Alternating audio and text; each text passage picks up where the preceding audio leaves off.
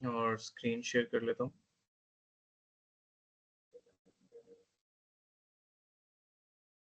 Okay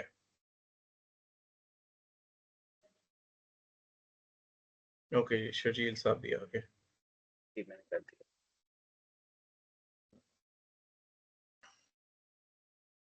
okay, so I am gonna start with answering your question. आपका question ये था जी और मैं आपकी बात से एक एक्सटेंट तक एग्री कर रहा था कि बिल्कुल आप जो बात कर रहे थे कि आपको एक set of area of expertise पे स्टिक करना चाहिए, क्योंकि वो आपकी एरिया ऑफ एक्सपर्टीज है। और अगर आप बाकी चीज़ों के अंदर ब्लेंड इन करने की कोशिश करते हैं तो जहाँ पे आपका टाइम इन्वेस्ट आपको करना चाहिए वहाँ पे आप नहीं कर पाते। लेकिन इसके साथ-साथ आपको कुछ ना कुछ जो बेस्ड ऑन द रिसर्च और बेस्ड ऑन जितने लोगों से मैं मिला था और मैंने लोगों से बात की थी, सबको, क्योंकि देखें एक तो ये ना कि आपने एक स्पेसिफिक एरिया में ग्रो करना है। मिसाल के तौर पे मैं एक साइकोलॉजिस्ट हूँ, मैंने साइकोलॉजी के अंदर ग्रो करना है, तो दैट मेक्स सेंस कि मैंने अपने एरिया में रहना है। लेकिन अगर मैंने एंटरप्रेन्योरशिप वाली साइड पे जाना है और आपने एंटरप्रेन्योर बनना है, एक स्टार्टअप किया, आपने 5 स्टार्टअप्स आगे करने हैं, so there is a need कि आपको थोड़ी कुछ ना कुछ आपको फाइनेंशियल टॉपिक्स के ऊपर आपकी ग्रिप होनी चाहिए, एंड दैट इज़, आप भी इससे एग्री करेंगे कि ये आपको हेल्प ही करेगा, आपको नुकसान नहीं देगा बल्कि आपको फ़ायदा ही देगा मल्टीपल चीज़ों के। End of the day it's about generating revenues and how to manage them. I think कि वो फिर एग्ज़िट करती हैं। चलें। एंड कमल, आपके लिए भी यही है कि आपने आई रिमेंबर ये बोला था कि you are familiar with the terminologies, but आपने कहा था कि you just need to do a bit more comparative analysis जिसमें आप बेहतर हो सकती हैं, right? Exactly. So I can ठीक हो learn गया। how to manage. यस, बिल्कुल ठीक है। अस्सलाम वालेकुम शर्जील साहब, क्या हाल है आपका? जी बिल्कुल ठीक ठाक। आप कैसे हैं? I am very well, thank you. Long time no speak. हाँ जी। मैं बल्कि आपको याद कर रहा था पिछले दिनों। चलें, इंशाल्लाह मैं आपसे बात गपशप लगाऊंगा सेपरेटली बात है ना। जी, आपका एक्चुअली जो असेसमेंट आपने भेजी हुई थी वो सॉरी मैंने अभी कंप्लीट नहीं की, वो मैं करके आपको भेज दूंगा, तो फिर I think that will be more appropriate in terms के हाँ आप जी, असेस बिल्कुल करते हैं। श्योर। बिल्कुल, असल में ये जो असेसमेंट आज के जो सेशन है वो असेसमेंट के ऊपर ही है कि एक हम्म। सक्सेसफुल एंटरप्रेन्योर्स के अंदर कौन-कौन से कैरेक्टरिस्टिक्स होते हैं। इन लोगों की रिपोर्ट्स के अंदर आइडेंटिफाई किया है कि कौन-कौन से कैरेक्टरिस्टिक्स में इम्प्रूवमेंट रिक्वायरमेंट है।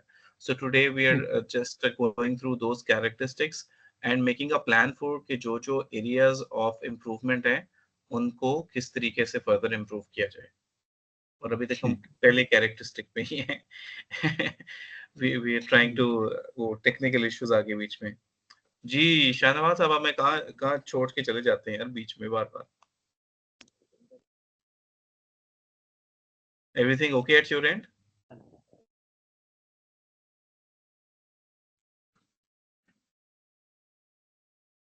आई कांट हियर यू।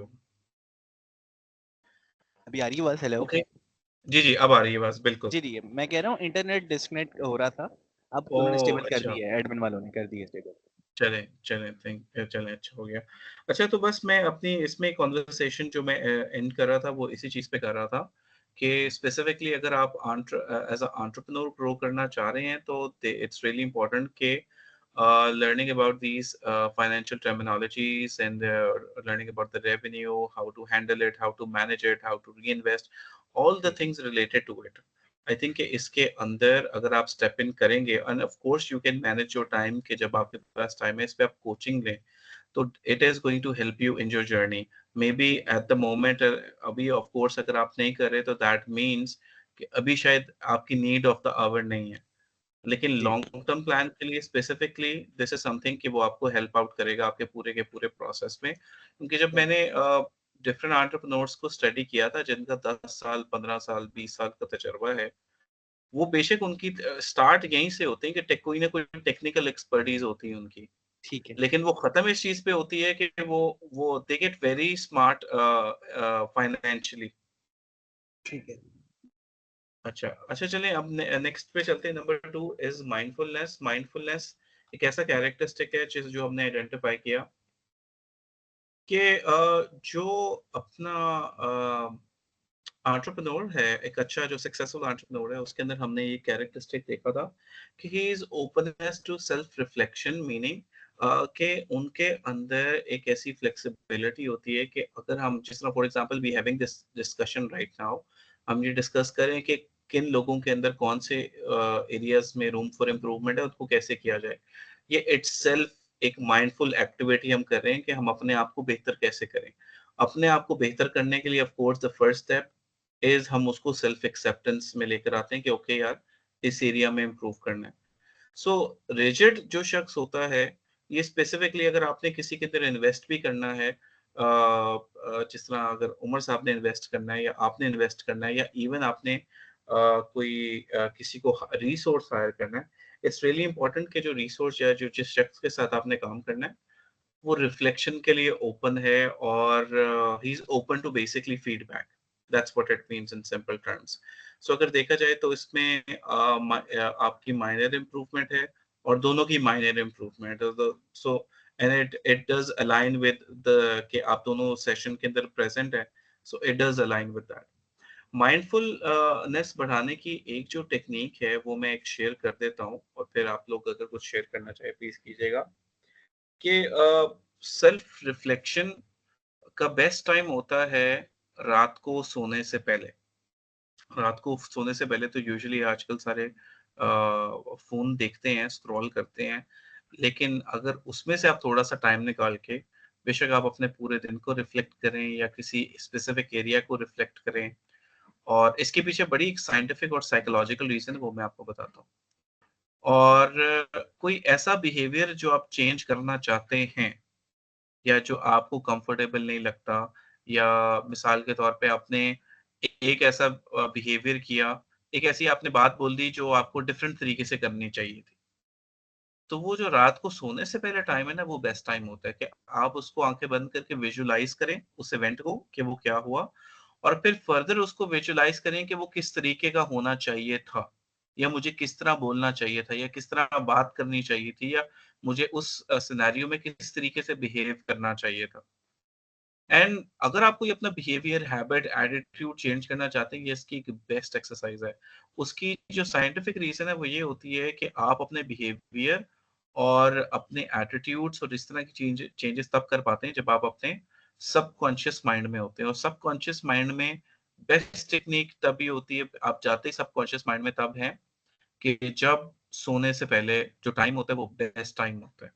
इसी वजह से जब हम हिप्नोटाइज करते हैं ना, ये हिप्नोसिस थेरेपी करते हैं, ये हिप्नोथेरेपी करते हैं, तो दोपहर का टाइम इतना अच्छा नहीं होता हिप्नोथेरेपी के लिए, क्योंकि दोपहर के टाइम में सबकॉन्शियस माइंड एंटर करना मुश्किल होता है। Evening time, night time is way better when conducting hypnosis and hypnotherapy. पूरा कॉन्सेप्ट है इसका, इसको बोलते हैं क्रोनो साइकोलॉजी। एनीवे, मैं ज्यादा उसमें थ्योरी में नहीं जाऊंगा।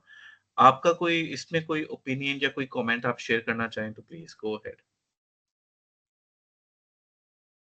मोबाइल वाली बात पे तो टाइम जाया करते हैं।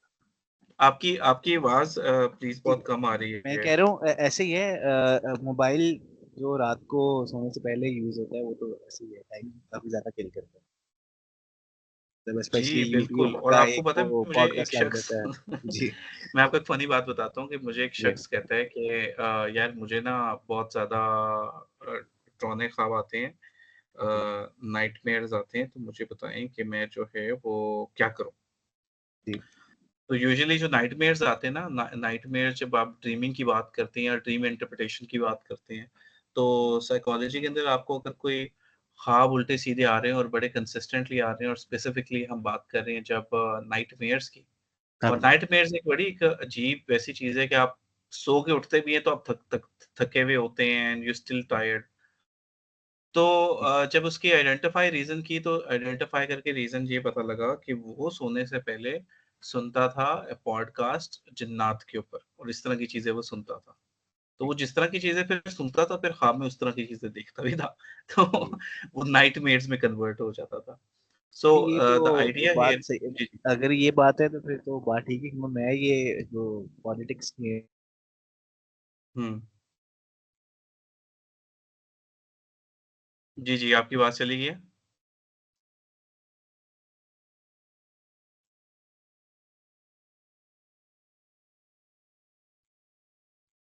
ओके, और कोई शेयर करना चाहेगा? शर्जील साहब आप कुछ, या कमल आप कुछ शेयर करेंगे इधर?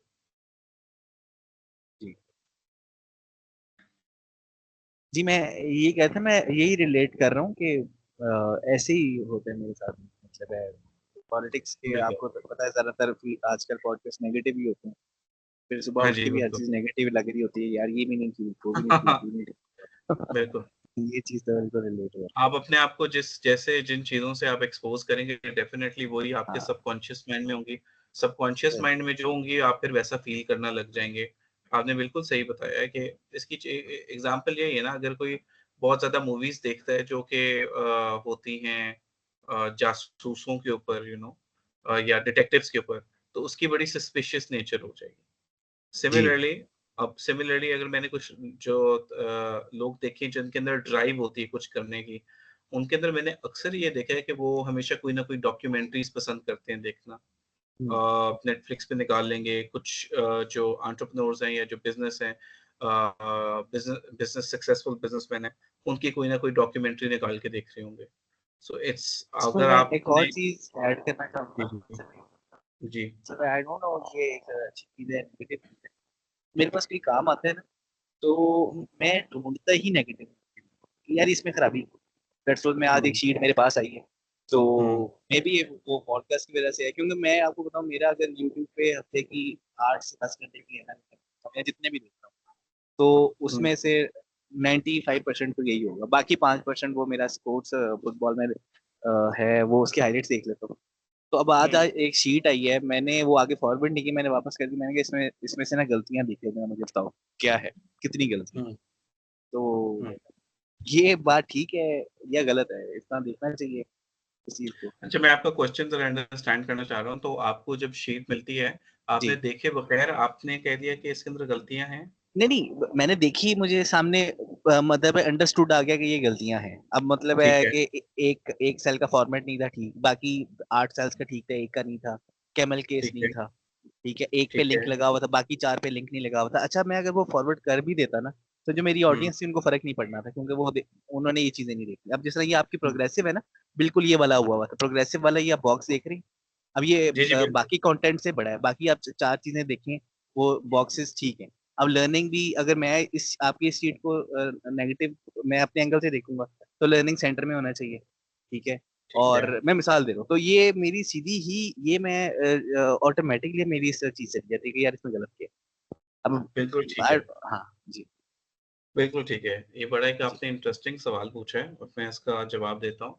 सो जी, बेसिकली एक चीज़ होती है, शायद आपने गूगल पे सर्च किया होगा। आपने जी। ऑब्सेशंस एंड कंपल्शंस का नाम सुना है? हाँ, वर्ड तो बाय वर्ड तो पता है मुझे। जी, लेकिन सुना ऑब्सेशंस और नहीं। हाँ, कंपल्शंस एक ऐसी जी। चीज़ होती है उन लोगों के अंदर होती है जो लोग बहुत जिनके अंदर परफेक्शनिस्ट टेंडेंसीज़ होती हैं। अच्छा जी, वो च वो चाहते हैं कि 99.9% काम नहीं होना चाहिए, 100% काम होना चाहिए।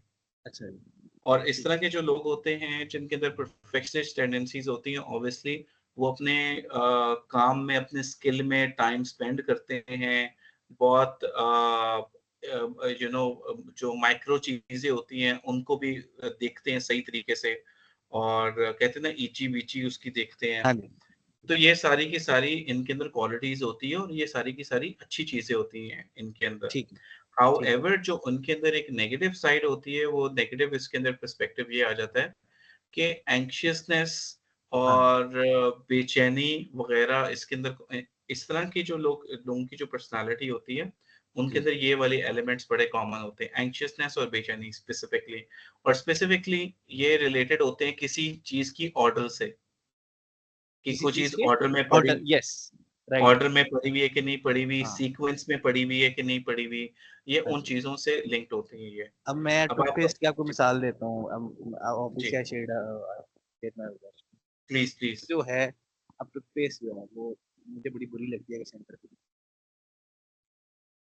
तो वो आप टूथपेस्ट जब निकालते हैं ब्रश करने के लिए, तो एक होता है ना नीचे से आपकी निकालना। आपकी आवाज़ सॉरी मुझे कम आ रही है, जी, थोड़ा-सा अभी लाउड। अभी अभी अभी ठीक है? हेलो? जी, क्लियर है, बिल्कुल अच्छा, क्लियर है सर। मैं ये कह रहा था, जिस तरह एक टूथपेस्ट की मैं आपको एग्ज़ाम्पल दे रहा हूँ, ठीक है? मुझे वो हाँ, टूथपेस्ट अगर सेंटर से कोई यूज़ करता है, मुझे बड़ा बुरा लगता है वो। मैं फिर उसको दोबारा सारा ठीक करता हूँ। अगले दिन हुँ, दोबारा तो वो दोबारा खराब होती है, मैं दोबारा ठीक करती हूँ। अब मैंने कोई हफ़्ते हाँ, महीना ये किया, मैंने बताया कि यार ऐसा ना किया करो। लेकिन फिर भी वैसे होता है, मैंने अपनी प्रिपरेशन सेपरेट कर ली, ठीक है। हम्म, तो ये इस हद तक मैं स्ट्रगल कर रहा हूँ इस हवाले से, स्पेशली सब बिल्कुल ठीक है। आई क्या थिंक हम करूँ इस हवाले से जी। तो मैं तो इंडिविजुअली हम जी जी इंडिविजुअली हम इसके ऊपर काम कर सकते हैं। असल में जी होता ये है कि जब ये एक पर्सनैलिटी की जो आप टाइप बता रहे हैं ना, जो आपने जी जी अपनी बताई है, उसको मैंने रीड कर ली है। अब उसमें अच्छा। कुछ ऑब्वियसली कुछ पॉजिटिव्स भी चीज़ें होती हैं, लेकिन कुछ चीज़ों के साथ लोग स्ट्रगल भी करते हैं, जो आपने बता दी है। हाँ, और मैं इसमें बताऊँ स्ट्रगल, मैं सॉरी आपको इंटरप्ट कर रहा हूँ बार बार, नहीं कोई मुझे अब मैं ना अब इससे नॉय होने लगा हूँ खुद ही अपने आप से कि यार ये अगर वो पढ़ी भी है तो क्या हो गया है? अपने आप को स्ट्रेस में डालने क्या। अब दिन स्टार्ट होता है, ऑब्वियसली पहला काम मतलब वॉशरूम ही जाता है, अब मुझे वहीं से यार ये चीज खराब की, ठीक है। हुँ। तो वो ये चीजें आई थिंक इसमें सबसे पहले मैं बताता हूँ, मेरे एक बॉस थे, ये दुकान डॉट मी के लिए मेरे इससे पहले स्टार्टअप था, वहां हुँ, पे उन वहां से भी ये चीज काफी, हुँ, जैसे मैंने 1.5 साल काम किया तो he was something like that कि यार हर चीज परफेक्ट होनी चाहिए, वो तो फुल स्टॉप तक चेक राइट। कर रहे थे ईमेल्स के अंदर, ठीक है। तो वो आपको अब आवाज़ आ रही है इससे मेरी? जी जी मुझे आ रही है, मुझे आ रही है। तो अब अच्छा। इससे मैं गेट रेड कैसे करूँ, मतलब है क्या। जी, आपकी आवाज़ चली गई है शाहनवाज़। जी मैं कह रहा हूँ मैंने कंप्लीट कर लिया, आप बता दें जी।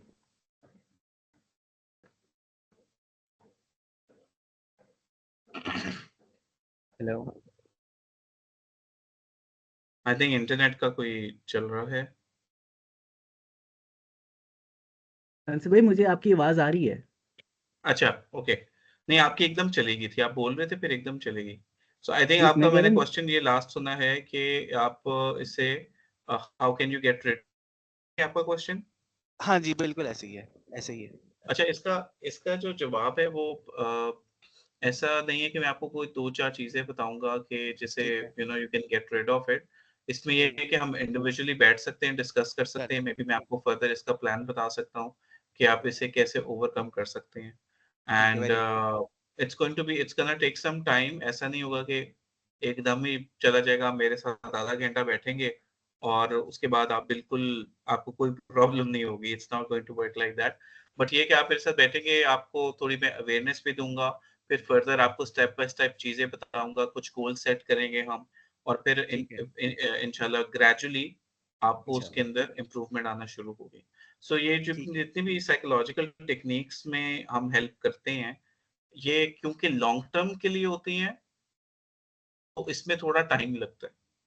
ठीक मैं है। इसकी एग्ज़ाम्पल लेता हूँ कि जब आप कोई मेडिसिन खाते हैं सर दर्द की, तो आपको इमीडिएट इफेक्टिवनेस आती है, लेकिन वो शॉर्ट टर्म होती है। यानी 6 सही है। घंटे, 8 घंटे बाद आपको बुखार दोबारा भी हो सकता है। लेकिन जब हम टेक्निक्स पे काम करते हैं या काउंसलिंग में काम करते हैं, तो उसके अंदर थोड़ा-सा टाइम लगता है, लेकिन फिर लॉन्ग टर्म इफेक्टिवनेस आती है। यानी वीक्स लग सकते हैं, 4 वीक्स लग सकते हैं, 6 वीक्स लग सकते हैं, depending on person to person, लेकिन उसमें फिर ज़्यादा आती है। So I hope I have answered your question. ठीक है, श्योर श्योर बिल्कुल। ठीक है? चलिए, इंशाल्लाह हम इसके बाद बेशक after this call we can connect on WhatsApp and then we can schedule a call ठीक टुगेदर। ठीक है। ठीक हो गया? Okay, thank you. G. So the next one we have is progressive. So one of the next thing जो हमने मैंने identify की थी इनके एंटरप्रेन्योर्स के अंदर कि कंसिस्टेंटली ग्रो करने की कोशिश करते हैं, बेशक अपनी डोमेन में है। अब दूसरे वर्ड्स में कहते हैं कि आई होप आई थिंक एचआर के टर्म्स में कहते हैं कि वर्टिकली भी ग्रो करने की कोशिश करते हैं, हॉरिजॉन्टली ग्रो करने की भी कोशिश करते हैं। मतलब अपना स्किल सेट मजीद बढ़ाने की कोशिश करते हैं और न्यू स्किल सेट सीखने की भी कोशिश करते हैं। एंड दिस इज एग्जैक्टली जहाँ पे हम उसकी भी बात लेके आ सकते हैं कि थिंग्स अबाउट फाइनेंस या थिंग्स अबाउट सेल्स के बारे में आपने सीखना है या अपने मार्केटिंग के। ऑफ कोर्स अगर आप ये चीजें सारी की सारी रन कर रहे हैं, आपको उतरना पड़ेगा मैदान के अंदर स्पेसिफिकली। स्टार्ट के अंदर या मिडिल के अंदर आपको कुछ ना कुछ आपको नॉलेज इसमें होना चाहिए। And I think specifically working in the Pakistan industry, मैं आपको अपने एक्सपीरियंस से अगर बात बताऊं, आप इसमें मुझे फर्दर अपने कमेंट्स पास कर सकते हैं कि स्पेसिफिकली वर्किंग इन पाकिस्तान पाकिस्तानियों के साथ आपको डेफिनेटली नॉलेज होना चाहिए। क्योंकि अगर आपको थोड़ा बहुत भी नॉलेज है ना, इट्स वेरी इजी। आप थोड़ा सा स्क्रीन आउट कर सकते हैं लोगों को। अगर कोई आपके साथ कोई कहानियां करा रहा है आसान लफ्जों में या फिल्में करा रहा है एक ऐसे एरिया के अंदर जिसकी आपको नॉलेज नहीं है, you won't be able to screen out unless you have knowledge. क्योंकि आई थिंक आप लोगों के साथ डेफिनेटली कोई ना कोई एक्सपीरियंसेस हुए होंगे ऐसे। सो कोई शेयर करना चाहेगा या कोई कमेंट करना चाहेगा इसके ऊपर स्पेसिफिकली?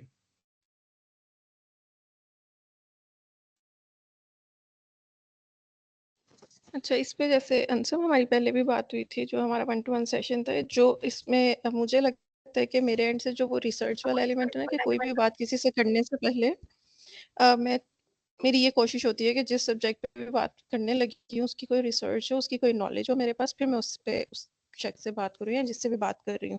तो वो इस माइंडसेट को अलाइन मेरा काफ़ी अच्छा अलाइन हो जाता है कि मैं उस टॉपिक पे बात ही नहीं करती, उस चीज़ पे अलाइन ही नहीं होती जिसकी नॉलेज नहीं मेरे पास होती।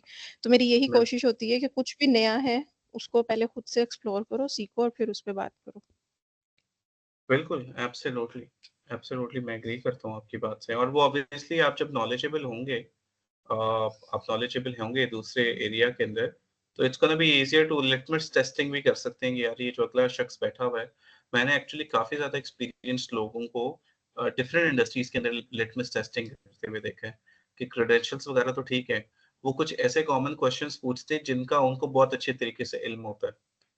तो वो ये क्वेश्चंस थ्रो करके लिटमस टेस्ट कर लेते हैं, अच्छा अगले शख्स जो हमारे सामने बैठा हुआ है, उसको कितनी ज़्यादा नॉलेज है चीज़ों के बारे में। तो वो एक उनको आइडिया हो जाता है कि how they going to work with us. Sharjeel भाई आप कुछ शेयर करेंगे इसमें? हाँ जी, मेरा my experience is actually I would say a bit divergent in this sense. वो ये है कि I usually have to come across situations where I don't have like a lot of knowledge about a specific problem. For instance, if I'm in a client conversation and the client is a new one, जो पहली call है, discovery call है, तो वहाँ पे there are we have come across two type of people. एक तो जो हैं वो who are quite, I would say, friendly and they share all of the information openly. कि, अच्छा, this is our problem, this is what we want to do, this is what we have been doing, tell me what you can do for us. However, I think there's another category of clients, yeah, people I have come across, prospects, even clients, who are pretty, I would say, they take a very critical approach. Critical in terms के उनकी general approach बड़ी होती है, nuanced और engineering type approach होती है, and they have a way of throwing questions at you that actually are deliberately testing your knowledge and Yeah, experience both.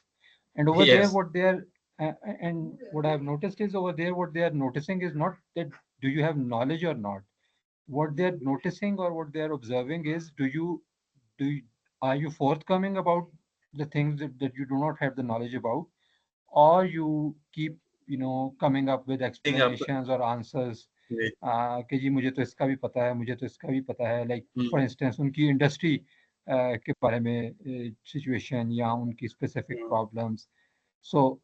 So again, they are looking for a counterintuitive answer, which is like they are not looking for the answer, but they are looking for that forthrightness. कि अच्छा ये बंदा मुझे like does he surface something that he doesn't know about and he's open to acknowledge that, and hmm, that kind of gives them a clue that okay, we can have this team on our integrate with our own team. They'll not create a lot of problems because usually जो लोग defensive हो हुँ, जाते हैं, they kind of create problems for their internal teams as well. So to sum up my experience, I think मुझे तो बहुत सी ऐसी situations का सामना करना पड़ता है where I don't have much knowledge, but the way I have to put that lack of knowledge in front of the client is by acknowledging that I don't know much about this problem, hmm, uh, but I can, if we follow through, yeah, if there's a next stage, I'll definitely do some R&D and we'll try to probe or talk to the relevant people. हुँ। ये थोड़ा सा था इसमें. I think आपने अपनी conversation बिल्कुल experience से आपने जो शेयर की है, उसके अंदर 3-4 फैक्टर्स साइकोलॉजिकल निकल जाते हैं, जो अभी हम आगे बात भी करेंगे। एक तो आपने माइंडफुल की बात कर दी कि भई अगर नहीं पता तो बता दो उसको। Mindful just acknowledge and be honest about it और दूसरा फैक्टर आपने ऑनेस्टी का बता दिया, कि ऑनेस्ट होना बहुत ज़्यादा ज़रूरी है। एंड तीसरा फैक्टर आपने खुद बता दिया है कि आप आर-एन-डी उसके ऊपर करेंगे, तो this is exactly what progressive is saying. कि एंटरप्रेन्योर्स के लिए स्पेसिफिकली इट्स इम्पोर्टेंट कि भाई कि प्रोग्रेसिवली लर्न करें चीज़ों के बारे में, बेशक वो आपके क्लाइंट्स हैं, क्लाइंट्स की प्रॉब्लम है, टाइप ऑफ क्लाइंट्स हैं। और फर्दर आपने कॉम्प्लीमेंट भी किया है जिसका मैं ज़िक्र कर रहा था अपने वर्ड्स में, लाइक लिटमस टेस्टिंग करते हैं, टू सी कि भाई आपको कितना आता है, कितना नहीं आता। वो जो मंजे हुए लोग होते हैं ना, वो ट्रिकी होते हैं हैंडल करना। और अगेन मैं आपकी बात से एग्री करूँगा कि the best case scenario is just be honest कि भाई मुझे पता है या नहीं पता है, and you know I am gonna figure it out. So आपके जो मैंने स्कोर्स देखे हैं कमल, आप दोनों को, सो आपको एक इसमें ओके कम माइनर एंड आपको मॉडरेट इम्प्रूवमेंट। सो शाहनवाज आप उसके ऊपर कुछ कमेंट करेंगे, आपको क्या लगता है कि किस तरीके से इसमें आप इम्प्रूव कर सकते हैं? सॉरी, जस्ट टू इंटरप्ट, मैं ड्रॉप ऑफ करूँगा answer. I think I will submit my assessment first और फिर I'll follow up with you and that will be more meaningful sorry for me आपकी as आवाज well. Cut गई थी, दोबारा बोलिएगा एक दफा शर्जील भाई। जी मैंने कहा I'll drop off now.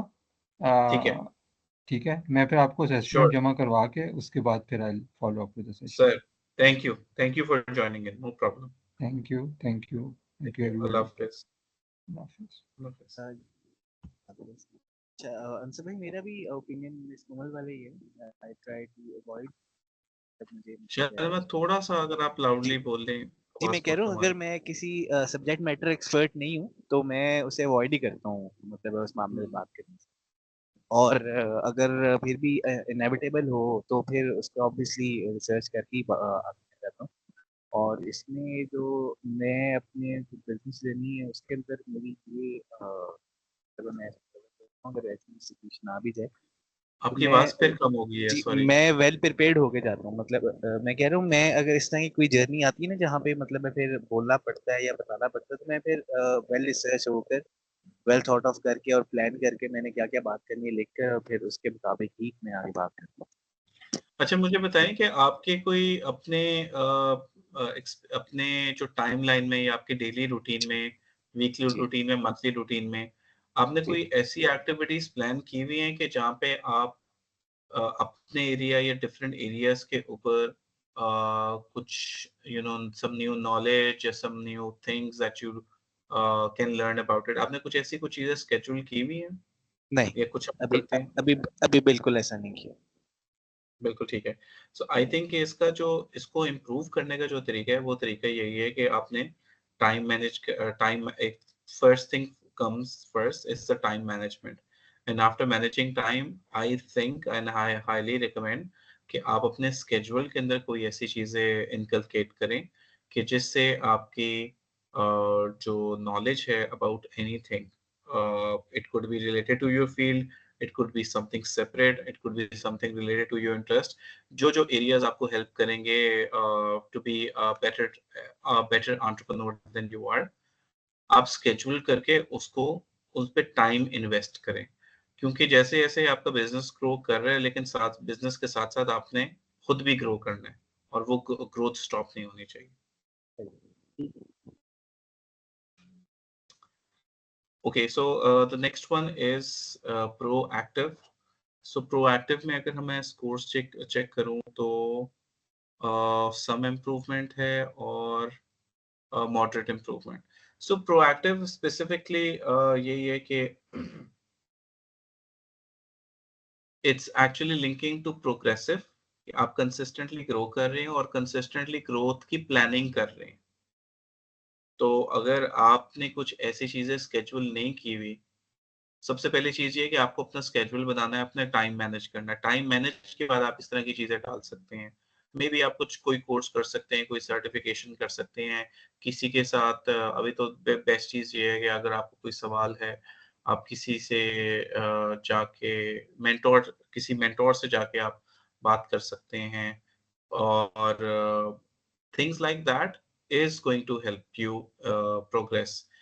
अ, सो ये है जी हमारा लर्निंग टैब, और लर्निंग टैब में है ये 4 चीज़ें, और सिर्फ अगर मैं इसको बैक करूँ, यहाँ से मैं इसको बैक करता हूँ। ओके, ये ज़ूम इन हो गया। ओके, सो ये अभी हमने अपना जो ब्लू वाला एरिया है वो सारा का सारा कवर कर लिया है एंड सजेस्टिंग कि एक सक्सेसफुल एंटरप्रेन्योर में ये 4 चीज़ें होती हैं। लर्निंग, वो लर्न ऐसे करता है, उसका लर्निंग एटीट्यूड ये होता है।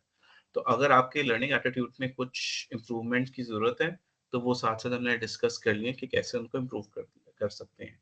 सो number 2 let's go to the psychological aspect now. अभी तक वैसे किसी को कोई क्वेश्चन अभी तक या कोई आप कुछ शेयर करना चाह रहे हैं, any concern so far? All good. मैं तो ओके। सॉरी। मेरा एक क्वेश्चन है जो अभी हमने जी, प्लीज़। प्रोएक्टिवनेस पे बात की है ना, हुँ। हाउ टू बी प्रोएक्टिव, क्या यही एक सोल्यूशन है? क्या हम अपना टाइम मैनेज करें, सिर्फ उस तरीके से प्रोएक्टिव होंगे, या इसके अंदर कुछ और भी चेंज करने की जरूरत है? क्योंकि मुझे लगता है मैं इतनी प्रोएक्टिव नहीं हूँ। प्रोएक्टिव इन दैट सेंस कि अगर कोई सिचुएशन क्रिएट होती है, कोई सिचुएशन में मैं आ जाती हूँ, तो मैं उसके सोल्यूशन फाइंड कर उसी टाइम पे फाइंड करना स्टार्ट कर देती हूँ। इतनी जल्दी मतलब प्रॉब्लम से हिट नहीं होती, पर ऐसा नहीं है कि वो प्रॉब्लम मैं पहले ही आइडेंटिफाई कर लूँ और मैं कोई सोल्यूशन उसके पहले से रेडी रखूँ, और यानी टाइम से पहले चीजें तैयार हों। वो वाली प्रोएक्टिव अप्रोच मेरे में हुँ। नहीं है, तो उसको कैसे मैनेज करें? बिल्कुल ऐसे ही है। तो बेसिकली आप ये कह रही हैं कि आप प्रॉब्लम को पहले फ़ोरकास्ट नहीं करती। अगर आपको प्रॉब्लम एकदम आती है कि ओह! ये हो गया, तो then you start looking for solutions. हाँ, वो तो मैं ऐसे ही? फोरकास्ट कर भी लूँ, तो वो ठीक है। मेरा एटीट्यूड ऐसा है कि जब होगी इस तरह की सिचुएशन तो देख लेंगे। ठीक फिर है, कि मैं अगर समझ अभी गया आपकी सोच में बात। तो ये बात ज़्यादा जा रही है ज़रा थोड़ी प्रोक्रेस्टिनेशन वाली साइड पे। हुँ। तो इसके अंदर इसका सॉल्यूशन वही है कि सबसे पहले बेसिकली आपने ना अपना टाइम मैनेज करके ना आपने टाइम अलॉट करना होता है चीज़ों को। तो मिसाल के तौर पे कि अगर आप काम कर रही हैं, तो लेट्स से कि आप फ्राइडे को जब आप आएँगी या थर्सडे को आप आएँगी, तो आपने ज़ोहर की नमाज़ से पहले आपने 1.5 घंटा जो है एक एक फ़लाँ चीज़ पे काम करना है, और उसके बाद आप नमाज़ पढ़ेंगे और अपना काम कंटिन्यू करेंगे। तो आप इस तरह की जो एक्टिविटीज़ हैं, वो इनको आप अपने लाइफ़स्टाइल के अंदर इनकलकेट करते हैं। अब प्रोक्रेस्टिनेशन के अंदर स्पेसिफिकली क्या होता है, यार ये कर लेंगे, बाद में कर लेंगे, आप अपने लिए गोल्स नहीं सेट करते। और गोल सेट करने का सबसे बेहतरीन तरीका ये होता है कि उसको अपने लाइफ़स्टाइल के साथ किसी चीज़ के साथ अटैच कर दें। मिसाल के तौर पे कि आते साथ ही मैं इस पे आधा घंटा दे दूँगा, या मैं जाने से पहले इसको आधा घंटा दे दूँगा। यानी मैं आधा घंटा दे के ही उसको छुट्टी करूँगा, या मैं 12 बजे नमाज़ पढ़ता हूँ, तो साढ़े 11 से 12 इस स्पेसिफिक चीज़ पे मैं काम करूँगा। सो वो जब आप टाइम मैनेजमेंट के ऊपर काम कर रही हैं, तो वो एक आपकी लाइफ़स्टाइल का हिस्सा होना चाहिए ये। हुँ, ठीक है। Does that answer your question? Somehow ये वाली प्रैक्टिस मैंने थोड़ी करने की कोशिश की हुई थी कि मैं अलाइन करूँ चीज़ों को कि इतने आवर्स में ये कर लूँ, कि अगेन वही नमाज़ वाली बात, फिर ज़ोहर के बाद ये वाला टास्क स्टार्ट करूँगी। तो यू आर हुँ, राइट कि मुझे थोड़ा शेड्यूल ओके। करने की ज़रूरत है। Exactly, exactly. आई थिंक इसको आप करेंगी। अक्सर सॉल्यूशंस जो हैं वो अक्सर सॉल्यूशंस जो मैं जब अक्सर लोगों के साथ काम करता हूँ, प्रोफेशनल्स के साथ, उनको सॉल्यूशंस कहीं न कहीं उनके बैक ऑफ माइंड में होते हैं। My job is just to help them find those solutions and help them के स्पेसिफिक गोल्स और टारगेट सेट करके उनको फॉलो किया जाए, और वो हो भी जाते हैं। सो अगर हम अब नेक्स्ट शीट पे चलें, तो वो मैं सारी की स वो इस थी पे स अंशु जी, भाई जी। एक कमेंट ऐड करना सर, चाहूँगा कि प्लीज़, प्लीज़। जैसे मिस कंवल ने भी कहा है कि जब आप एज एन एंटरप्रेन्योर मुझे ये फील होता है कि जब you are covering up for multiple roles, ठीक है, स्पेशली जब हुँ, टीम एक लिमिटेड है, उसमें हुँ, बंदा ना मार खा जाता है, मुझे ये फील होता है हुँ, कि मतलब जब मैं उन रोल्स पे भी था कि जब मुझे पता है मेरा एक काम है मिसाल दे रहा हूँ, तो उसको मैं बड़े अच्छे तरीके से मैं मैनेज कर देता था। अच्छा चलो यार मुझे यही हुँ, काम है, बाकी इनवॉइस भी नहीं मैंने बनानी, फॉलो भी नहीं करना, हुँ, वो भी नहीं करना, मिसाल दे रहा हूँ। तो वो एक हुँ, बड़े अच्छे तरीके से हो जाता है। यहाँ पे जब आगे मल्टीपल चीज़ें आती हैं तो बंदा ना ओवरवेल्म हो जाता है कि यार अच्छा ये भी रहता है, वो भी रहता है। फिर जो चीज़ हुँ, डबल 1 डबल 2 बंदा बन जाता है, फायर फाइटिंग स्टार्ट हो जाती है। हालाँकि I was not like this पहले, मतलब जब कोई एक स्पेसिफिक रोल था वो बड़े अच्छे तरीके से ठीक स्पेशली है। ये इस पॉइंट के ऊपर मैं ऐड करना चाह रहा हूँ कमेंट अपना। अच्छा, इसके अंदर मैं आपको अपना ओपिनियन शेयर करता हूँ कि जी। एक तो ये आपकी बात बिल्कुल ठीक है। अच्छा जब आप काम कर रहे हैं, आपके पास टीम कम है, चले आपके पास तो फिर भी टीम है, कमल के पास जी अभी टीम बना दी है और जी मेरे पास भी कह लें कि एक रिमोट अभी मैंने किसी को हायर किया कि रिमोटली मेरे लिए काम कर रहा है, तो हमारे सही पास है जो टीम है वो ना होने के बराबर है। तो हम भी मल्टीपल रोल्स के अंदर जगल सारी चीज़ें इकट्ठे करने की कोशिश कर रही हैं and I agree with you 100% कि बहुत ज़्यादा प्रॉब्लम होता है टाइम मैनेजमेंट का और अपना काम ही पूरा हो जाए बहुत बड़ी बात है। हाँ जी लेकिन और इसमें मैं एक और बात ऐड करना चाहूंगा इसी के अंदर कि जब टीम ऐड होता है ना तो उस पे भी एक काम है अंसर भाई उनको भी देखना एक काम है बिलीव करें ये मैं जरूर अपना एक्सपीरियंस ऐड करना चाहूंगा आवाज आ रही है मेरी हेलो जी, जी, अब आ जी रही है, मैं कह बताइए। रहा मैं ये कह रहा हूँ जब टीम ऐड होती है उनको मैनेज करना भी एक प्रॉपर काम है इटसेल्फ हाँ जी, बिल्कुल, हाँ एग्रीड, जी हाँ एब्सोल्यूटली एग्रीड, आप सही कह रहे हैं, वो एक जी एक्सटर्नल प्रेशर होता है, हम्म बिल्कुल सही है। लेकिन इसमें मैं ये फर्दर ये ऐड करूँगा कि अगर आपने किसी स्पेसिफिक चीज़ पे काम करना है ना, ठीक है? जी आपने लेट्स से कि प्रोएक्टिव स्टेप्स की हम बात कर रहे हैं, मैं बिल्कुल मेक सेंस करता है कि हम्म, टाइम मैनेज करना मुश्किल होता है। लेकिन ये है कि टाइम मैं एक चीज़ अक्सर बोलता हूँ लोगों को कि टाइम जो है वो निकलता नहीं है, टाइम निकालना पड़ता है। और as minimum as 10 minutes 15 minutes can really help you। मैं हम्म, आपको इसकी छोटी सी एग्जांपल दे रहा हूँ कि अभी आई एम आल्सो वर्किंग अपने स्टार्टअप पे भी काम कर रहा हूँ और एक्चुअली मैं 2-3 और डिफरेंट कंपनीज के साथ भी एंगेज्ड हूँ एज अ ठीक है फ्रीलांस साइकोलॉजिस्ट ठीक है एंड मेरा भी काफ़ी ज़्यादा यू नो टफ स्केड्यूल होता है looking after everything and things like that. लेकिन मैंने अपने फ़ोन के ऊपर मेरे अंदर ख्वाहिश थी कि यार मैंने जो है ना एक लैंग्वेज लर्न करनी है। अच्छा जी सो वो जो लैंग्वेज वो जो मैं लर्न करने के लिए लगाई हुई है अपना मैं स्पेनिश बेसिकली मुझे बड़ा शौक था बड़े सालों से कि यार मेरे ज़हन में था मैं कभी ना कभी करूँगा। सो वो मैंने डुओलिंगो की सर ऐप की हुई है और वो मुझे रिमाइंडर दे देता है। मेरे पास 1 दिन में टाइम होता है, 5 मिनट की उसकी एक्सरसाइज़ आपने करनी होती है। ठीक है वो 5 मिनट में वैसे तो पर्सनल बात है, लेकिन 5 मिनट में बाथरूम में बैठ के भी जो है ना, उसको हाँ 5 मिनट दे देता हूँ। तो सही वो ना टाइम ठीक है टाइम निकालना पड़ता है। आप सही बिल्कुल है सही कह रही हैं कि उसमें उसका तरीका ये है कि ऑब्वियसली जब आपका पूरा का पूरा शेड्यूल जो है वो टाइट तरीके से चल रहा है, तो रादर देन आप 1 घंटा, 2 घंटा निकालना बहुत मुश्किल हो जाता है। You start with taking out 5 minutes and आप एग्री करेंगे, आप दोनों एग्री करेंगे कि जिस तरह हमें उमर भाई अक्सर बोलते हैं कि फलाँ वीडियोज़ हैं या फलाँ चीज़ें हैं या फलाँ चीज़ें हैं। अक्सर क्योंकि हमारा शेड्यूल ऐसा है कि हम शायद वो सारी नहीं देख पाते वीडियोज़, राइट? क्योंकि वो हमारा शेड्यूल ही इतना टाइट चल रहा है। लेकिन the best what we can do is कि यार निकाल के चलो 5 मिनट फटाफट देख लिया, फॉरवर्ड करके देख लिया, you know just to get an idea कि व्हाट्स गोइंग ऑन। तो सिमिलरली इसमें प्रोएक्टिवनेस को मैं इसी तरीके से एड्रेस करूँगा कि आपको टाइम मिलेगा नहीं, ये मैं एक बात एग्री करता हूँ, लेकिन आपको टाइम निकालना पड़ेगा। वो जब आपके ज़हन में बात डल जाएगी कि भई कि मुझे टाइम निकालना है। क्योंकि शाहनवाज़ अगर आप फ्यूचर में भी सोचे ना, अभी आप कह रहे हैं कि स्टार्टअप हुआ ठीक है, अब स्टार्टअप में आपकी बढ़ी है, टीम हुई है। अब मज़ीद आपकी टीम फर्दर बढ़नी है। अभी जब आपका जो भी आपका स्टार्टअप चल रहा है, उसको ऑटोमेशन पे जाने में तो बहुत टाइम होगा अभी, राइट? एग्री करेंगे आप? अभी आप Yeah, ग्रोथ एक्सपेंशन वाली स्टेज पे हैं। बिल्कुल agree। 20 लोग होंगे, 50 लोग होंगे, 30 लोग होंगे 60 लोग होंगे, राइट? तो जैसे-जैसे लोग बढ़ते जाएँगे, वैसे-वैसे आपका टाइम और ज़्यादा हेक्टिक होता जाएगा। लेकिन उसमें से आपको अभी से प्रैक्टिस करनी है कि सर मैंने टाइम निकालना है। तो ये एक प्रैक्टिस है, आपको करनी है और स्पेसिफिकली मैं इसको एक अलग डायरेक्शन में भी डिस्कस करूँगा। It's hmm, it's learning perspective से भी बिल्कुल और अपनी मेंटल हेल्थ के पर्सपेक्टिव से भी बिल्कुल। क्योंकि आपने शायद आई डोंट नो कि इनिशियल सेशंस अटेंड किए कि नहीं कि इंसान की क्रिएटिविटी और प्रोडक्टिविटी का बहुत ज़्यादा गहरा ताल्लुक है आपके माइंड की रिलैक्सेशन और माइंड फ्रेश होने से। वो माइंड फ्रेश तभी होगा कि जब जो है आप अपने आप को टाइम देंगे, अपनी डिफरेंट एक्टिविटीज़ को टाइम देंगे, जिस तरह आप कह रहे हैं कि आप स्पोर्ट्स वगैरह के कुछ ब्लॉग्स देख लेते हैं या आप न्यूज़ वगैरह सुन लेते हैं। So you have your time as well. So I hope कि मैंने कुछ इसमें कंट्रीब्यूट किया थोड़ा-सा। ठीक है सर।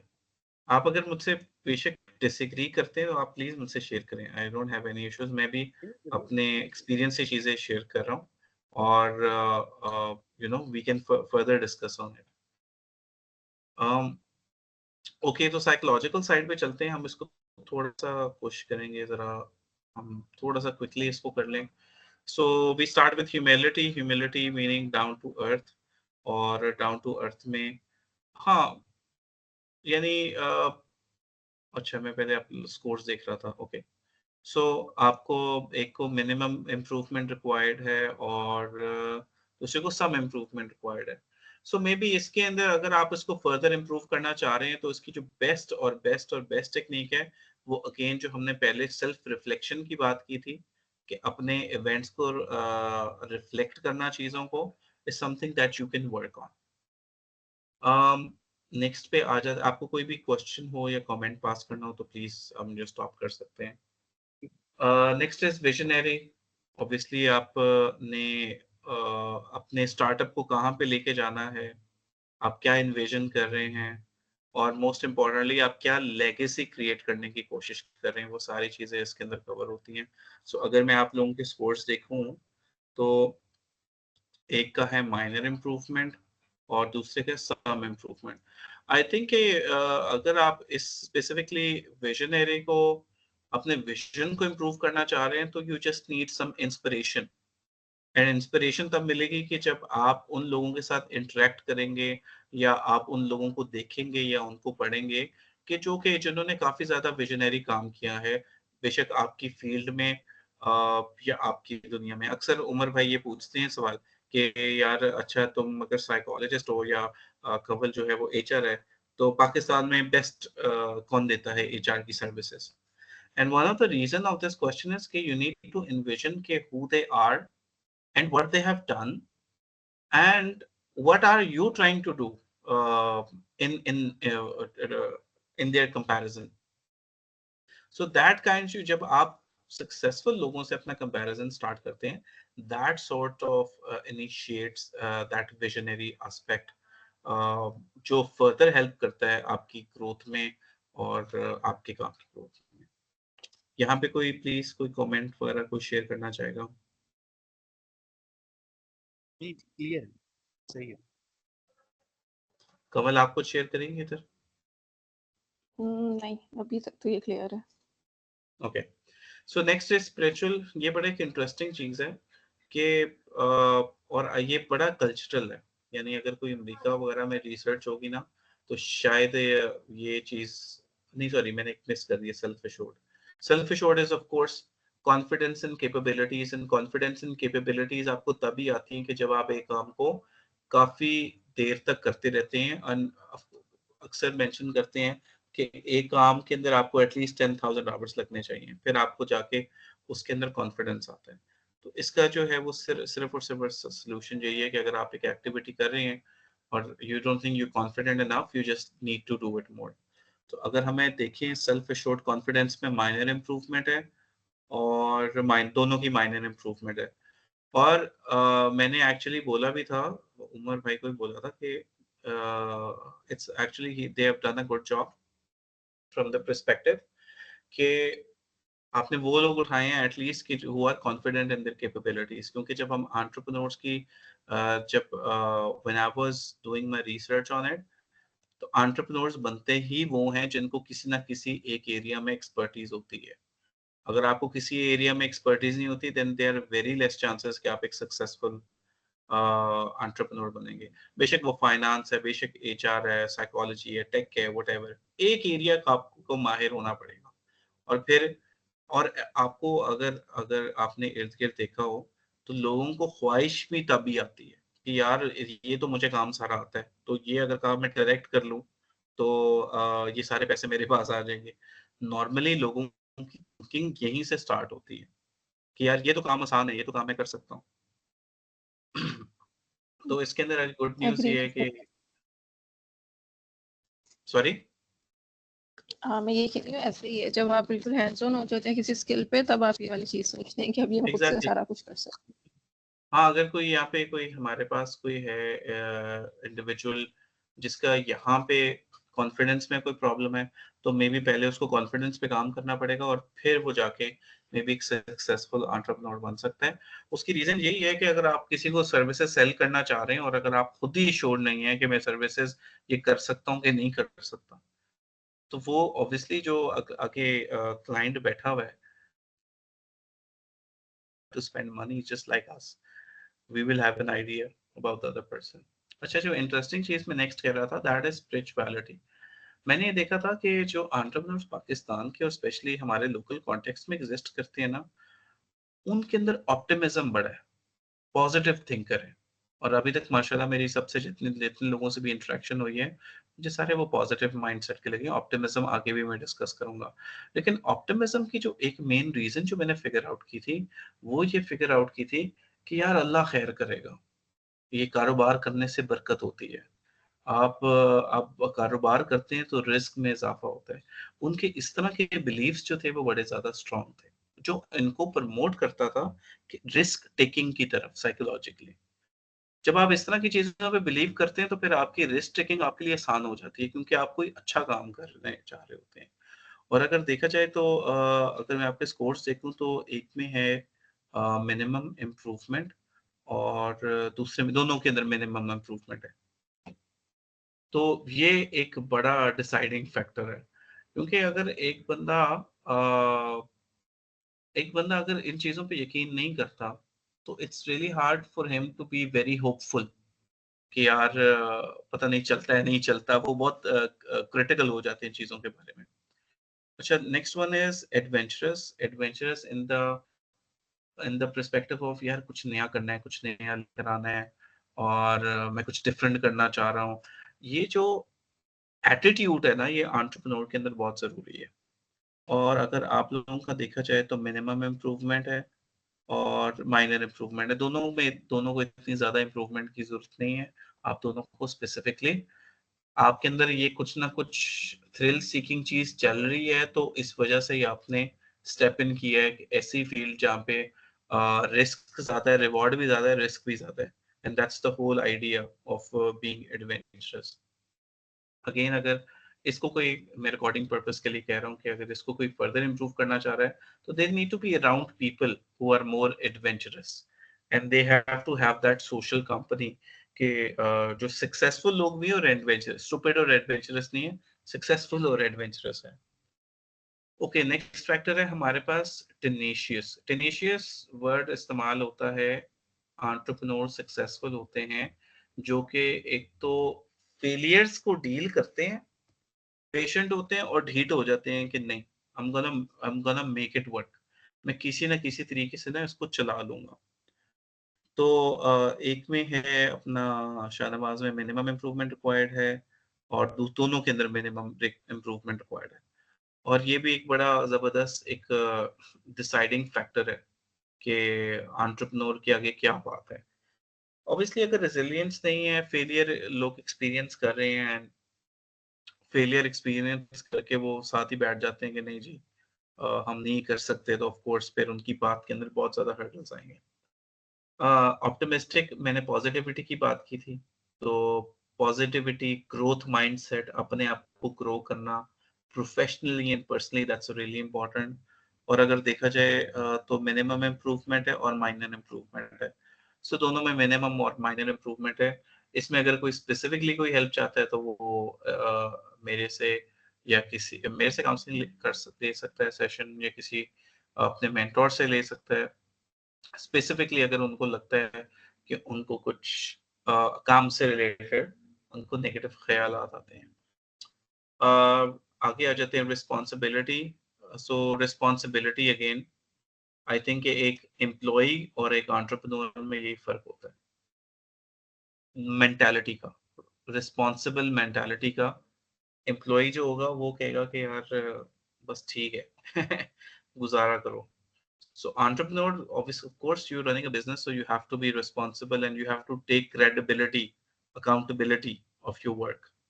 So आपके scores देखें तो minimum और माइनर, तो ठीक है। दोनों के अंदर इसमें बहुत ज़्यादा इम्प्रूवमेंट की रिक्वायरमेंट नहीं है।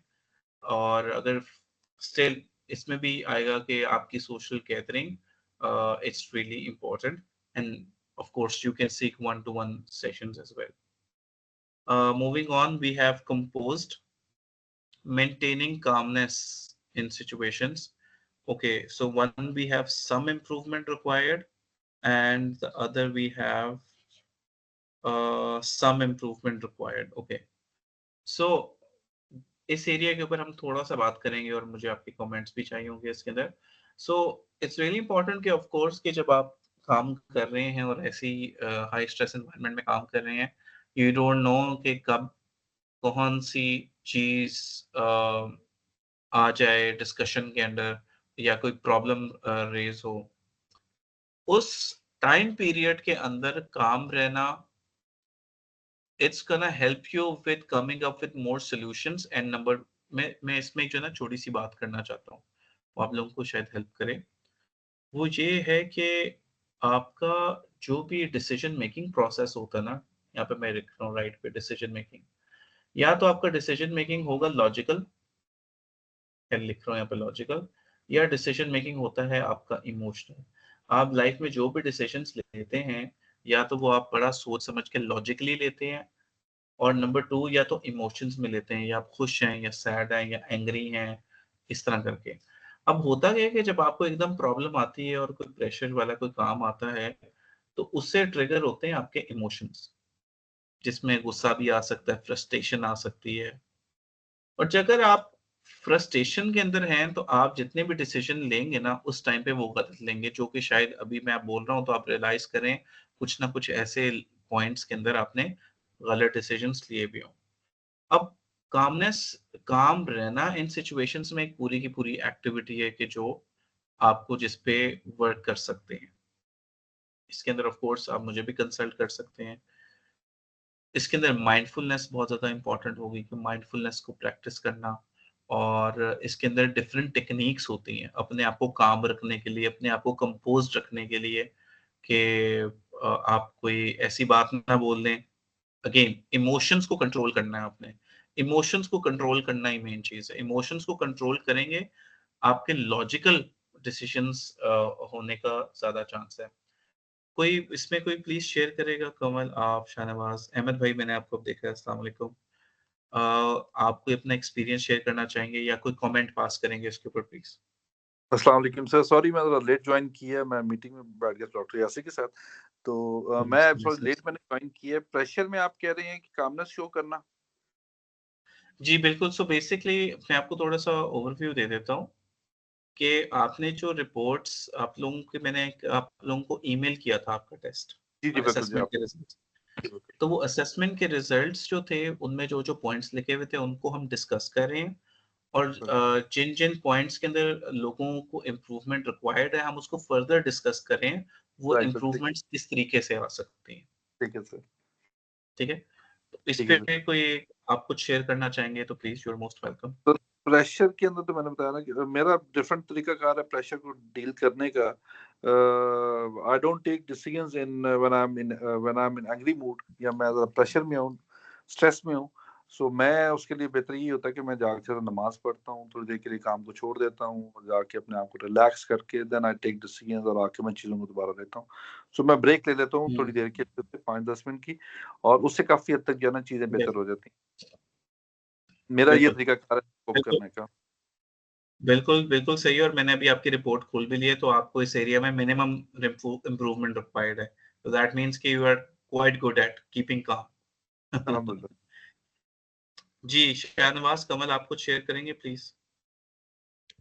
कि इस पे जैसे आपने लिखा है कि सम इम्प्रूवमेंट रिक्वायर्ड है, मैं भी जैसे मैंने सबमिट किया इन्हीं सॉल्यूशंस पे।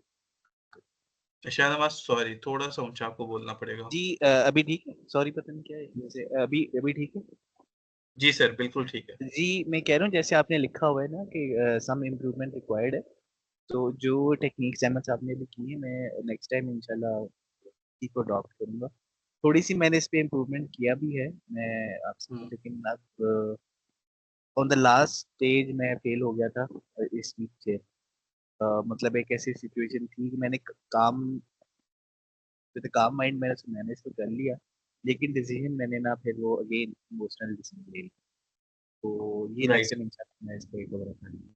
हम्म। I am very much near to solve I that. Think कि बिल्कुल बिल्कुल ये सर ऐसी चीजें हैं कि ये आपको ये एक आपको साथ साथ प्रैक्टिस करनी पड़ती हैं और इसमें अप्स एंड डाउन्स आते हैं। मिसाल के तौर पे अगर आप इस पे ट्रेन करते हैं या इसमें आप अपने आप को फर्दर बेहतर करने की कोशिश करते हैं, तो हो सकता है कि 3 दफ़ा आप लॉजिकल हो, 1 दफ़ा फिर इमोशनल हो जाएँ। तो सही फिर है। ये आहिस्ता-आहिस्ता ही बिल्कुल आप इसमें बेहतर करते हैं और आप बिल्कुल जो अहमद भाई की टेक्निक्स हैं, आप उनको भी कर सकते हैं। हाँ जी। आप फर्दर कोई टेक्निक एक्सप्लोर करना चाहते हैं, मैं आई कैन हेल्प यू। क्योंकि इसमें होता ही है, मैं इस वजह से कह रहा हूँ क्योंकि हर इंसान का माइंडसेट हर इंसान डिफरेंट होता है। तो इसके अंदर जब हम टेक्निक्स बताते हैं ना, तो हम हर इंडिविजुअल को असेस करके उनके मुताबिक, उनके इंटरेस्ट के मुताबिक टेक्निक्स बताते हैं। तो सही। आप अहमद साहब की टेक्निक्स भी ट्राई करें। अला अला हो सकता है कि बिल्कुल वो वर्क वर्क करे आपके ऊपर। नहीं, मैं लेकिन मैं अगर बता दूं आपको ना, how did I fail this time, वो मतलब है कि मुझे ना मैसेज का रिप्लाई नहीं करना चाहिए। मतलब है जो, हुँ, मतलब मैंने ये डिसीजन लिया ना इमोशनल, कि वो यही हुँ, था कि मैंने, मतलब एक डिसीजन था वो, अब 12 दिन से पेंडिंग था, मैं उसको बड़े इजी तरीके से ठंडा रख के चलाई जा रही हूँ।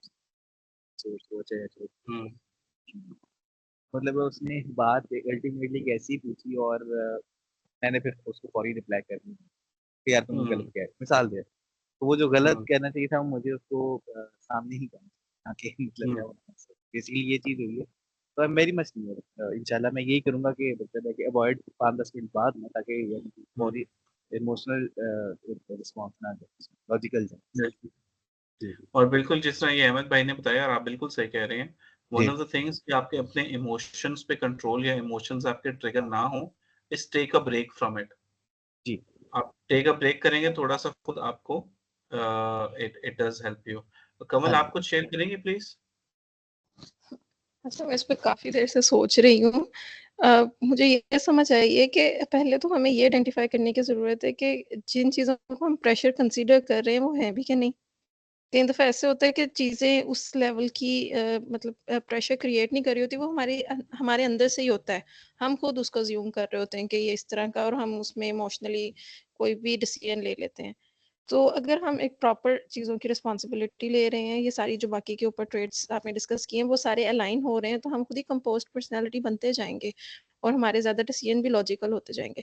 प्रेशर हुँ, आता ही तब है जब हम एक्सटर्नल से, डेफ़िनिटली एक्सटर्नल से ही आता है, तो हम अपनी क्रिटिकल सिचुएशन में, जब सिचुएशन में होते हैं, उस टाइम हम किन लोगों के साथ अलाइन कर रहे होते हैं। मुझे लगता है ये चीज़ भी मैटर करती है। अगर हम ऐसे लोगों में उठ रहे हैं, उनसे डिस्कस उठ बैठ रहे हैं या उनसे डिस्कस कर रहे हैं जो ओवरली प्रेशर क्रिएट कर रहे हैं, तो उन्हें अवॉइड करने की ज़रूरत है। और जो आपको कोई पॉज़िटिव और अच्छा मशवरा दे सकते हैं, सिर्फ़ 1 या 2 उस तरह के लोगों के साथ बात करें, वरना खुद ही सोचें और अपना डिसीज़न लें। मुझे तो ये लगता है। इस तरीके से हाँ, शायद चीज़ें आसान हो जाती हैं। आपने बहुत अच्छे 2 पॉइंट्स रेज़ किए हैं और मैं बिल्कुल 100% आपकी बात से एग्री करता हूँ। 1-2 पॉइंट आपने ये रेज़ किए कि ऑलरेडी अगर हम बाकी आप सारे फैक्टर्स पे काम करना शुरू कर देंगे तो ऑटोमैटिकली आपके अंदर कामनेस और पॉज़िटिविटी मज़ीद बेहतर हो जाएगी, नंबर 1। नंबर 2 आपने बड़ा एक इंटरेस्टिंग पॉइंट रेज़ किया है इज़ कि प्रेशर है या प्रेशर को आप परसीव कर रहे हैं। ये इटसेल्फ एक प्रॉब्लम है।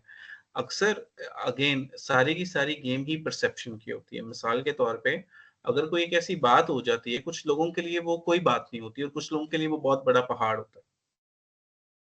तो हुँ, एग्ज़ैक्टली परसेप्शन इज़ समथिंग जो कि हम फर्दर डिस्कस भी करेंगे, ये इधर ऑप्टिमिज़्म में भी है कि परसेप्शन को पे काम करना भी बड़ा इम्पोर्टेंट है, कि हर चीज़ को इस तरीके से परसीव करना, ऑप्टिमिस्टिकली परसीव करना बेसिकली। कि उसके अंदर हुँ। से प्रॉब्लम से ज़्यादा आपको सॉल्यूशंस नज़र आने चाहिए।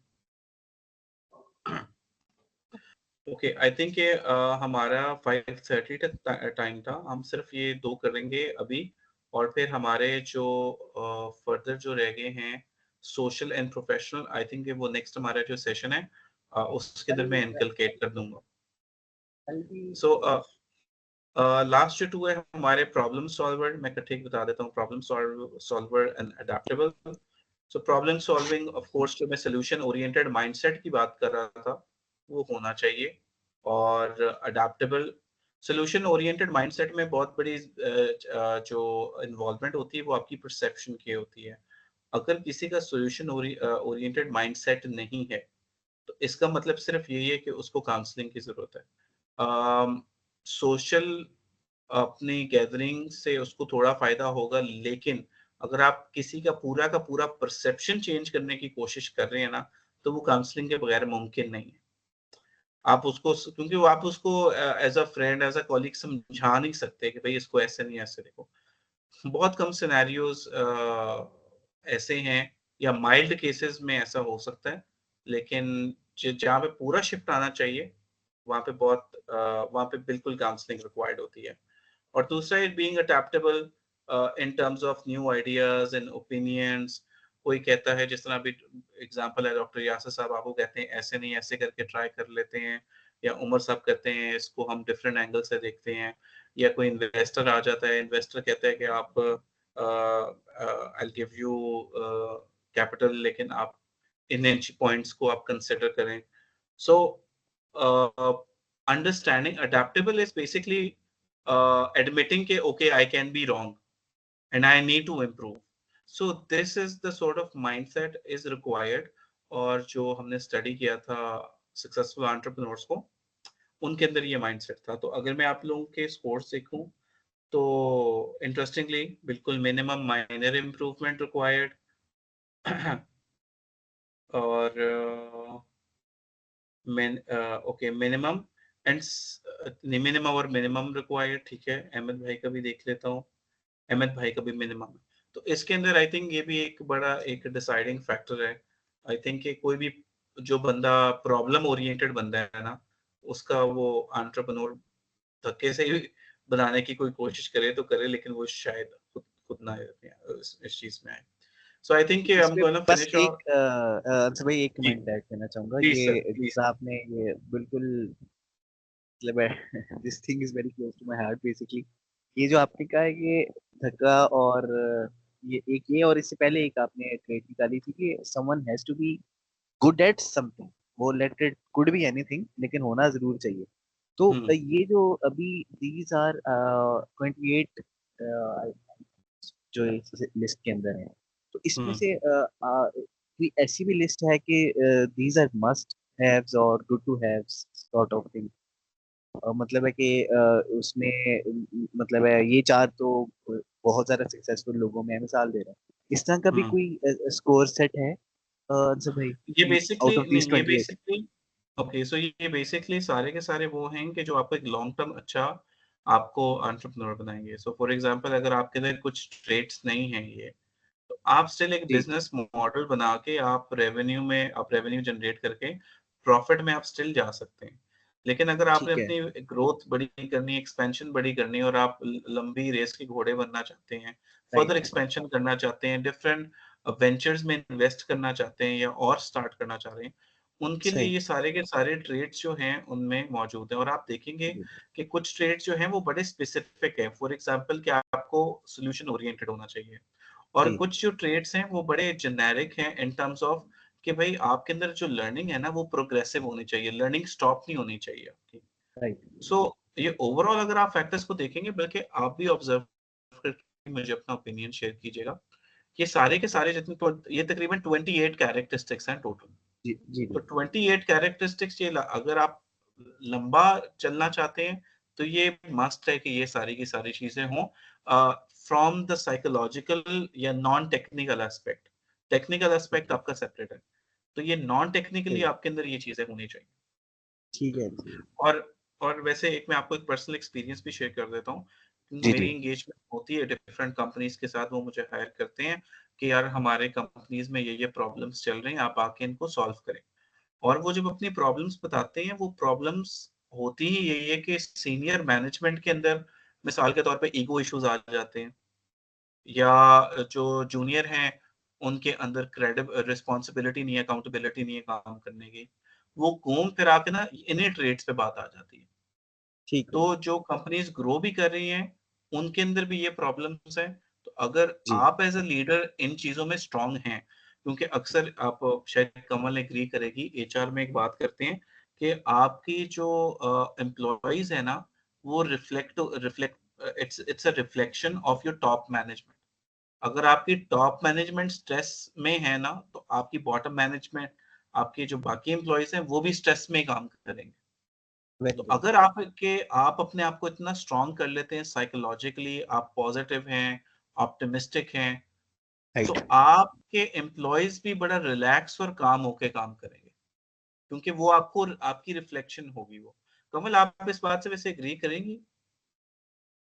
अपने एक्सपीरियंस से भी अगर अगर आप इससे रिफ्लेक्ट कर सकें कि टॉप मैनेजमेंट के अंदर या सीईओ के अंदर ये अगर सारी पॉजिटिव कैरेक्टरिस्टिक्स हों, क्या वो रिफ्लेक्ट करती हैं उनके एम्प्लॉइज में?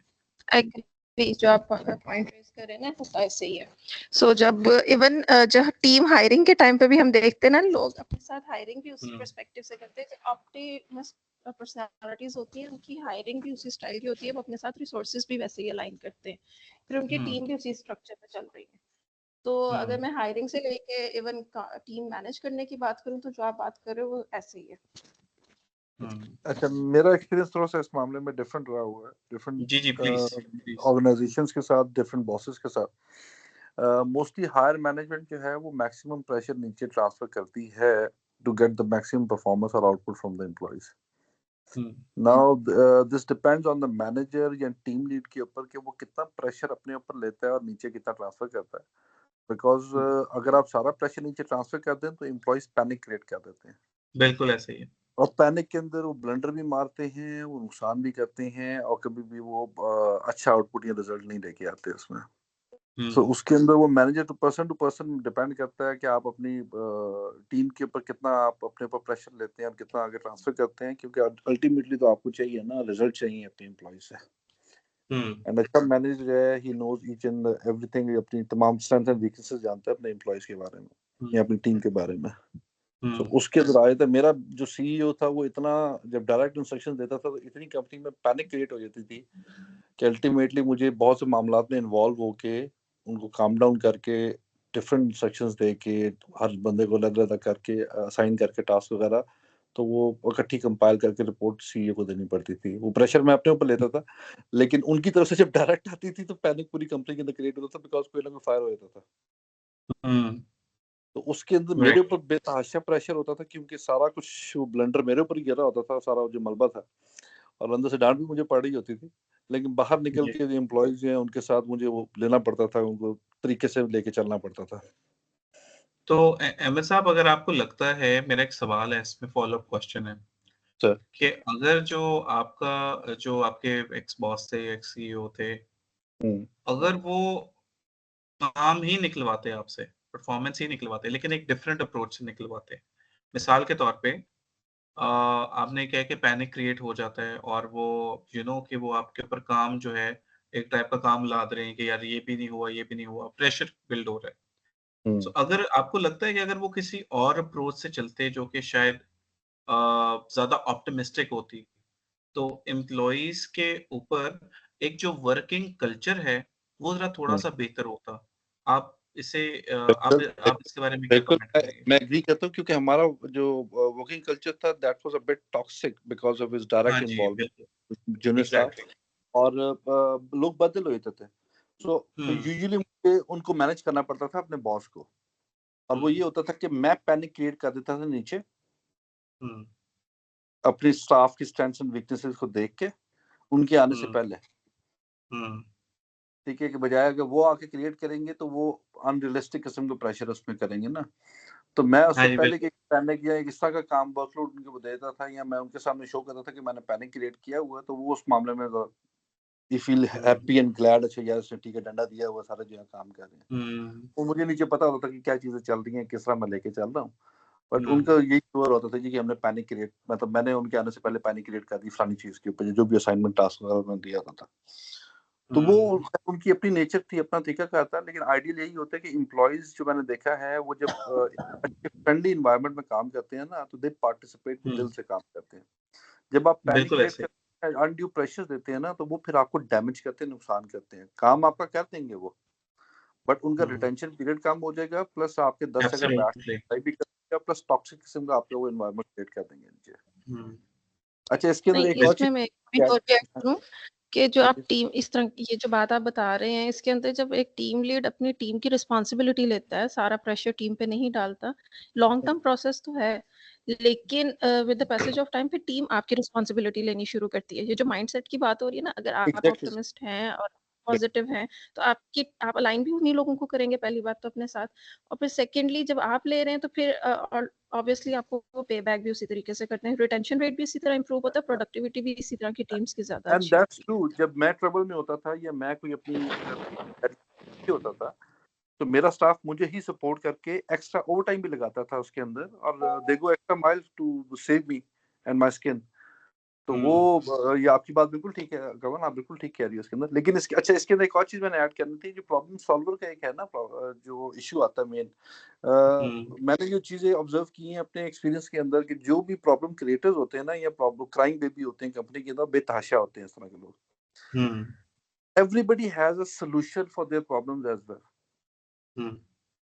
समटाइम्स आपके पास टाइम इतना नहीं होता कि आप हर एक बंदे की बात सुनो, उसको एक नया सोल्यूशन दो, उसको एक नया गाइड दो, बिकॉज कुछ लोग बहुत ज्यादा जो है ना उनको रोने की आदत होती है या सिंपैथी लेने की आदत होती है, बट करते वो वही है जो उनका दिल कह रहा होता है, जो उन्होंने डिसाइड किया होता है। बट वो 10 जगह बैठ के अपना रोना जरूर होते हैं। तो उसका बेहतरीन तरीका ये होता है कि उनसे आप उनकी प्रॉब्लम पूछें, उससे पूछिए अच्छा यार ये किस तरह ठीक हो सकता है, तुम्हारा क्या ख्याल है।